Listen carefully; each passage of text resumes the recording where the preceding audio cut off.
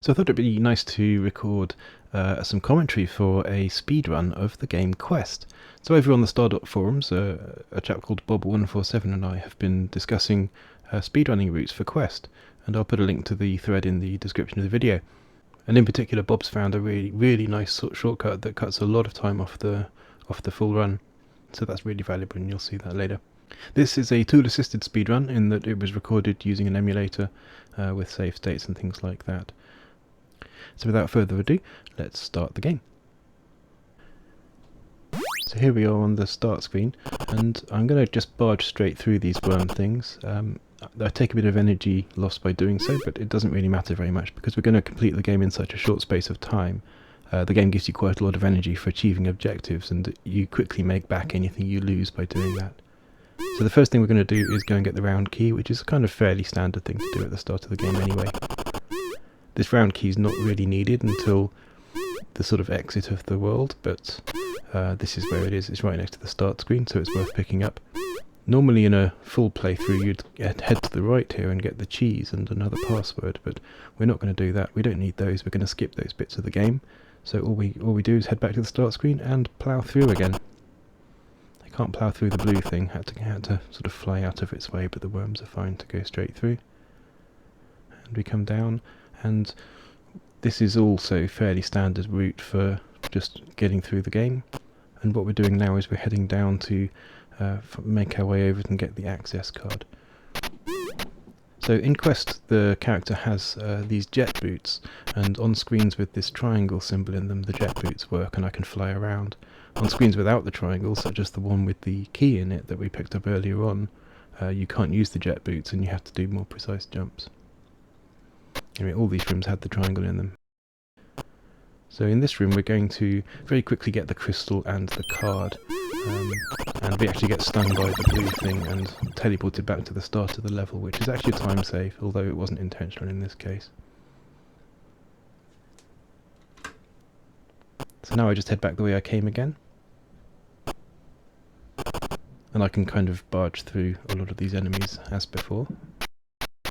And what we're going to do now is we're basically going to head back up, and we are going to head over to the music room.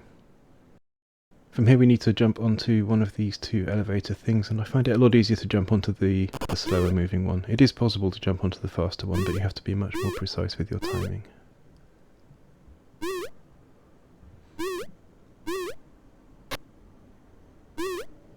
So jumping up here, we have to wait for this diagonally moving thing to get out of the way.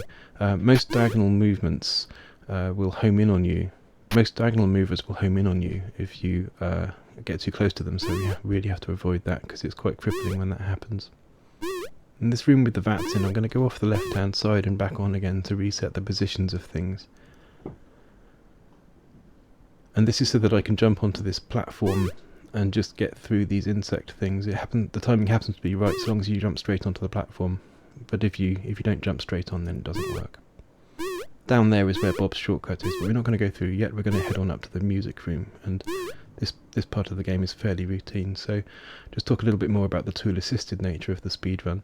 So BeepJit allows you to record your inputs into a replay capture file and then play them back at a later date. So what I've done here is I've recorded myself playing the game, and then I've played it back, using OBS to record it and things like that. So that's all really handy. It also means you can manipulate the inputs in the file if you want to, and I haven't exactly done that here, but I did use a feature of BeepJit called Rewind, where you press Alt-Z and it goes back 5 seconds. So this is the music room, and in the music room you just have to play 3 blind mice. It's fairly simple. There's a clue in the game that this would be the case. It opened the door and we can go through and get the crystal, and as we come back we get password 6. So yeah, BeepJit allows you to record replay files and play them back, and it has a rewind feature that allows you to kind of skip back in time during your replay. That's kind of in place of having save states. Sort of a more versatile scheme than save states are. But something else it allows you to do is watch a replay and then take over partway through. And that is something I did in this run. I took over partway through an earlier run to do a faster finish. So this is Bob's shortcut. You just have to land on the spikes facing the right direction with the right overlap with the platform, and you can then jump across that gap and it's a massive sequence break. It kind of allows you to skip a lot of stuff in the game. So we can go up and get this crystal, and the area to the right of here we're not going to do. I think that leads to the joke shop, and the white elephant, and yeah, there's a whole load of things that we're actually just not going to bother doing in this playthrough. In this room I made a slight error, I think. I decided to go off to the right hand side and activate the terminal in the chemical supplies room. This isn't necessary at this time. I'm going to come back to this room later and I will have the card at the time, so I could have just not come across here at this stage. So that's kind of wasted about 30 seconds.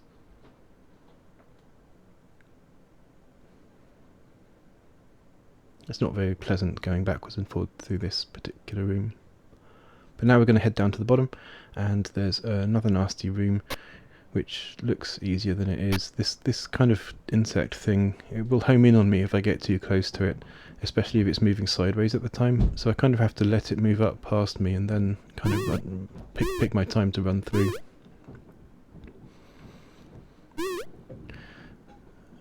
Back through this kind of leafy room. I'm not sure what to call it really. A bit slow coming down here. I'm not really rushing it here, but yeah, I'm not sure there's a faster way. We're just going to head off to the left here and down through this room, which is a fairly easy one to get through, but I do have to be careful not to be too close to these things when they're going sideways, as I said before.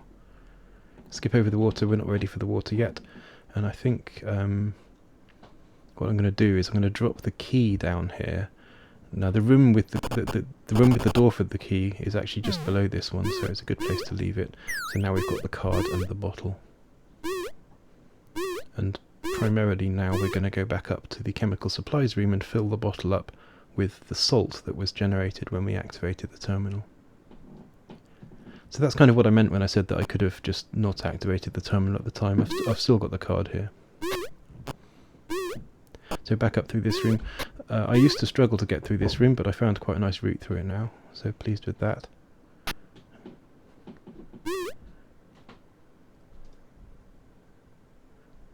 Now we go back through this leafy room with the insects in it. This is not the fastest route through this room. You'll see a faster route later in the speedrun, because like I said, I spliced two speedruns together here, and the first part of the run was done before I'd figured out how to get through that room a bit quicker. Back up through the diagonal passage, and again have to be really careful here. You have to stand on this step and jump at just the right time, and I was slightly early I guess with that jump because the insect thing kind of lunged at me at the last minute, but it was just okay. So now we're heading back across to chemical supplies, and like I said before, I have the card so I could just activate the terminal now. Anyway, I drop the bottle and pick it up again, and it has turned into salt according to the description above at the top of the screen. I think it means salty water. This is the second music room, and again I have to play three blind mice, but I don't have a jetpack in this room. There's no transmogrifier triangle, and also there are these enemies which kind of get in the way, but that's not too hard to do. And get the timing right. I think there's a crystal in here we want to get, and a password. That's password 4. We're going to need that for the water section in a bit. So now we're just heading back. We're not going to collect the eye. The eye is used in the oracle room, but we're not going to be going there. This room, it is possible to go left through this room a bit quicker than this, but very, very risky. And I didn't know about it at the time I recorded this. So now we're heading back down the diagonal passage.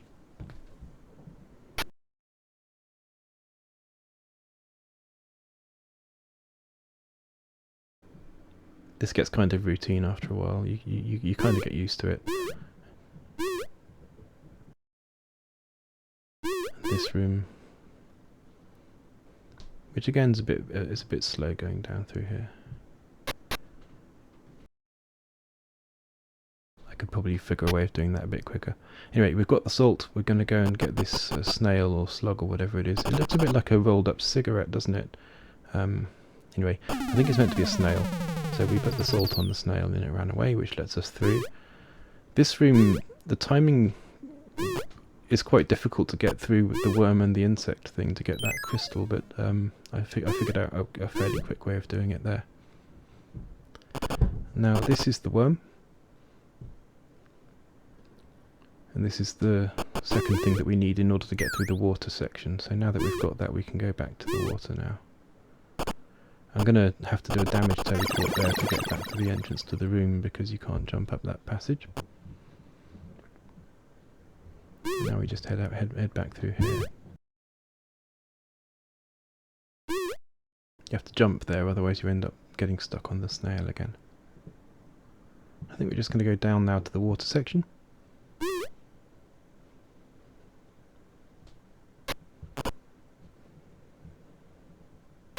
And get straight in there. So underwater you do sort of start to drown. I think there's like a certain amount of time you can spend underwater, and so I have to come up for air like that from time to time. If you drown, it just damages you and teleports you to the start of the screen you're on, where if you enter the screen as usual. So we're going to catch this fish, and that's what we needed the worm for. The worm attracts the fish. So now we're carrying herring. And we press on through the water section. Oops, that was a damage teleport I think there, because I drowned. It's okay, I was near the start of the screen anyway. We get the crystal down here, breath of air, and password 7, which we will need later on. And now we're heading up to Terminal 4, which is what we needed password 4 for. And Terminal 4 raises the water level in this room, so currently we can't get out of the passage to the top left, but when we activate Terminal 4 that will raise the water and we can go up there now. Get really conscious of how long I've been underwater for. Anyway, this is a reactor. We destroy it with the bombs. Takes a while to do. And there are 3 of those in the game, and the objective of the game is to destroy all 3 of those, collect all the crystals, and then head to the exit room. So we're just kind of going back the way we came here to get out of the water section. I've been underwater for quite a long time, so there was a sort of drowning damage teleport there. But that's okay, it resets your oxygen level when it does that. So now we can head up.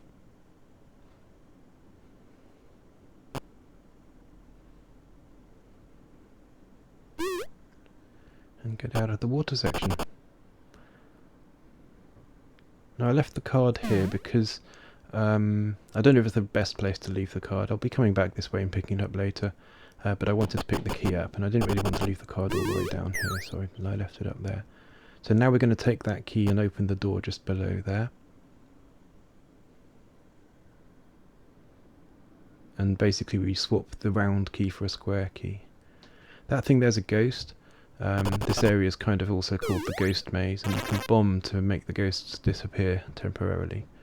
The ghosts are really interesting because they kind of track you from screen to screen, so most of the enemies in the game only exist within the screen that you're on, but the ghosts have a kind of global presence and they follow you throughout the maze.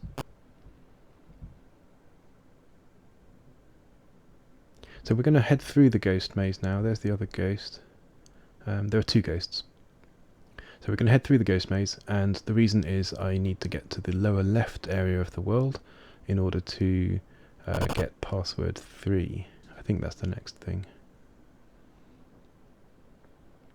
And the way you pick up passwords is just by walking onto the screen with the password on it. So all I'm going to do here is just kind of pop my nose in through the door and back out again.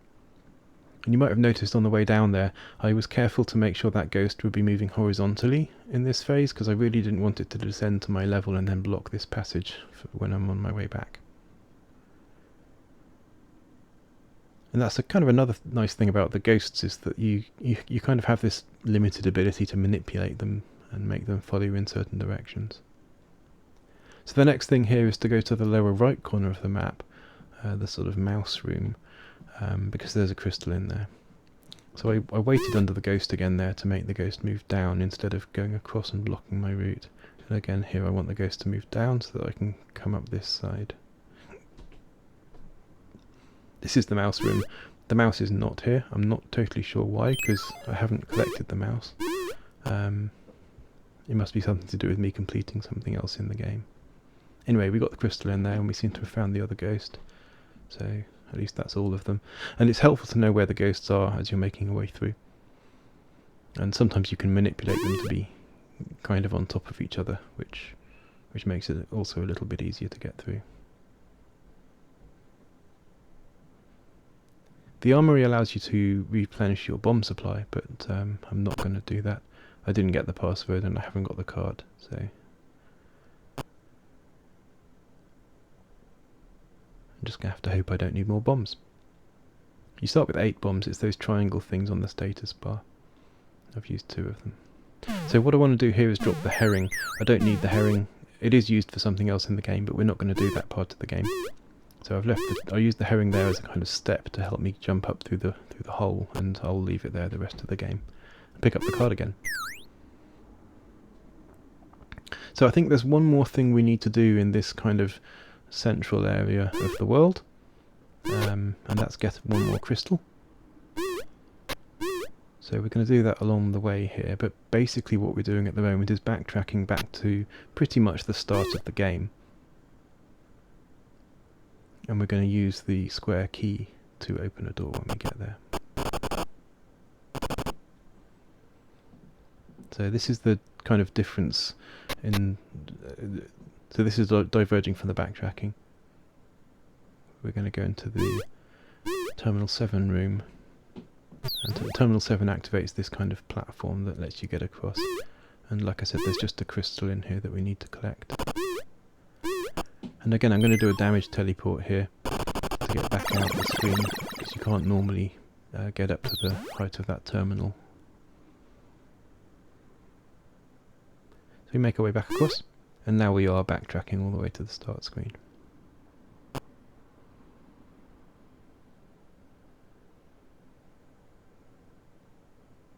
So I guess there's a couple of screens here which we have to come backwards and forwards through, and to improve the time more, these are probably the things which are worth practicing and finding best routes for. This one's a bit of a pain because there's not much you can do other than wait. So now we're in here, we're going to go out of the left hand side this time. It's worth doing it quite high up so you don't bump into that blue thing. And just through here, we need to mess around with these platforms a bit. I find these platforms a little bit annoying in this room. They're really hard to sort of make your way through, but I did okay there.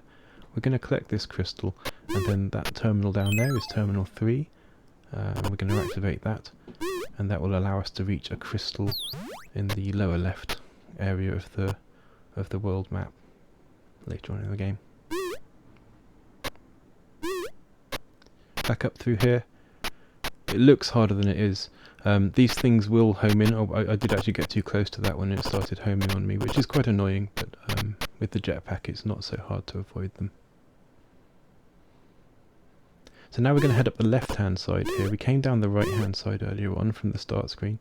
We can head up here, we can use our square key to open this door, and we get this crystal that was on the start screen. And we came all the way back here, partly to activate Terminal 3 and partly to get that crystal. Now we're going to go all the way back the way we came again, and back down to the ghost maze. So in order to do that we need to do Bob's shortcut one more time. So if you recall, this is kind of the way to the music room, but about halfway along we'll get back to the screen with Bob's shortcut on it, and we can repeat that. I think at this point I did a better pass through the vats room, the room below here with all the vats in it. I think I managed to get through this one quickly enough that I didn't need to go off the left hand side. I'm ahead of the platform, which means I can jump and just land on the edge of it there and still get through. So that was a nice time save. This is where Bob's shortcut is applied, and again just face the right way, land on the spikes and jump, jump, jump, and you get through. The timing of the platform is also important with that. So we're just going to go to the right here. We've already kind of collected everything along here, but the reason we're going along here now is just because it's the quickest way to get to the bottom of the world. I think it's the quickest way anyway. The second music room.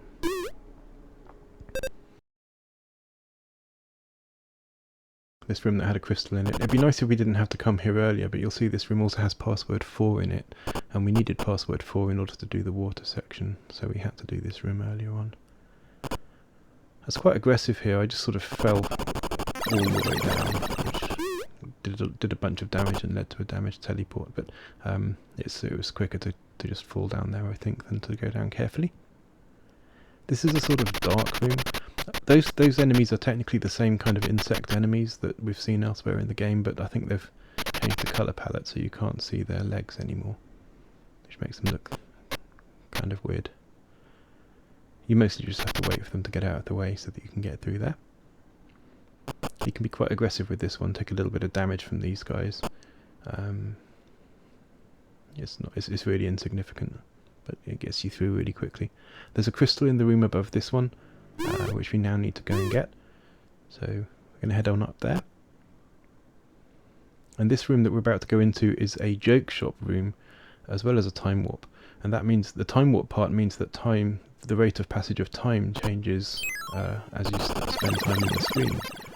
And the joke shop part means that different parts of the screen have different gravity, including reversed gravity and extra strong gravity. So it's kind of annoying to get through, but I did that and did a damaged teleport to get out of it, rather than trying to make my way back across carefully. So we're nearly done now. The top of the screen's showing that there's 1 crystal remaining and 2 reactors. And that crystal's the one I mentioned that's in the lower left corner of the world map. And that's exactly where we're heading now, I think. No sign of ghosts.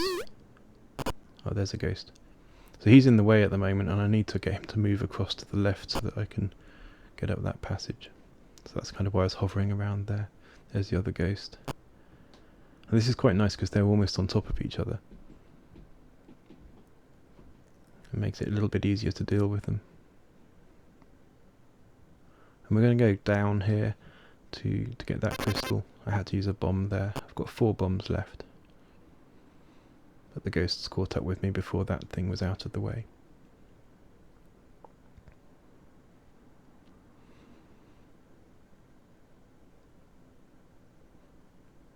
So yeah, this is the room with password 3 and the crystal in it. And this is the one we kind of poked our nose into earlier on and then came out of again.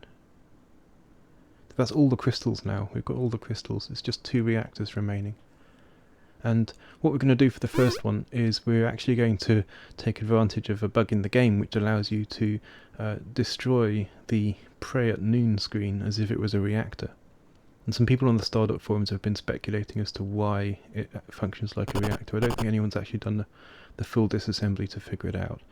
Anyway, we get the ghosts through into the pray at noon screen, and I'm going to just do 1 bomb to kill the reactor and the ghosts at the same time. And this room is situated directly beneath another reactor, which is the final reactor we're going to destroy in the game, and it may be kind of something to do with why the bug exists. Anyway, that pray at noon screen counts as a reactor, and it means we can avoid a much more difficult to reach reactor that would take a lot longer to go and destroy.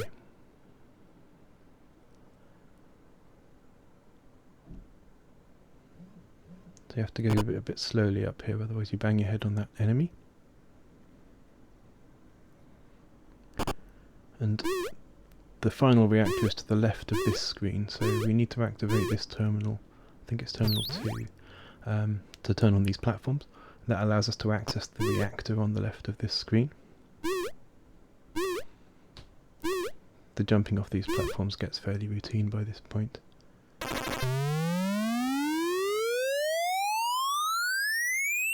So now that reactor's destroyed, all reactors are destroyed, all the crystals are collected, and all we have to do now is go to the exit. So it's 1 more time through the ghost maze. And I've got 2 bombs remaining. The ghosts are the only thing standing in our way now. They're quite unpredictable, you can never really tell when they're going to turn up. There's one there now. So you just sort of have to hope, but with 2 bombs that's plenty to get through. I think I did use one of the bombs, we'll see in a minute. On one of my playthroughs I think I had 4 bombs left at the end of the game.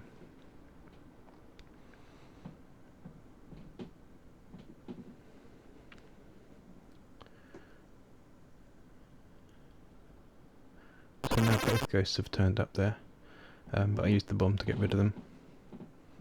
And this is... yeah, this is where the round key door was, this is where the square key was, and we have to jump up off these green triangle things to get up here. Some of the graphics in the game are kind of weird. And that's the end of the game. Anyway, hope you like this. As always, please like, subscribe and things like that, so that you get notified of new videos, and it also helps the algorithm to pass the videos around to other people that might have similar interests. See you soon.